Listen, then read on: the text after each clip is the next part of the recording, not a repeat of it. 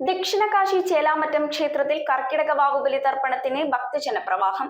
സമുദായ ആചാരപ്രകാരം ഒരേ സമയം ആയിരക്കണക്കിന് ഭക്തജനങ്ങൾക്ക് ബലിതർപ്പണം നടത്തുന്നതിനുള്ള സൗകര്യം ക്ഷേത്രത്തിൽ ഒരുക്കിയിരുന്നു.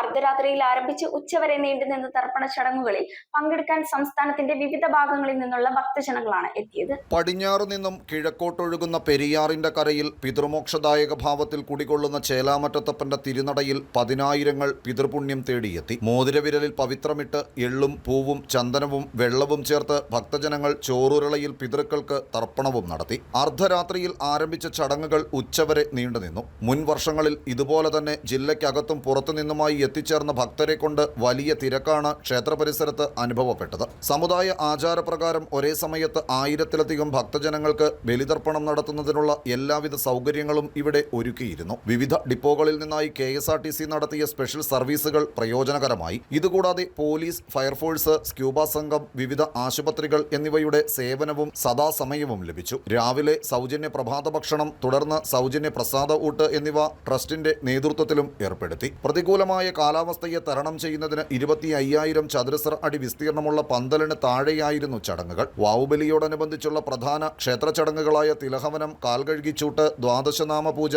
നമസ്കാരം എന്നിവയ്ക്ക് തന്ത്രി നെടുമ്പള്ളി ഗോവിന്ദൻ നമ്പൂതിരി മുഖ്യ കാർമ്മികത്വം വഹിച്ചു. News bureau, Perumbavoor.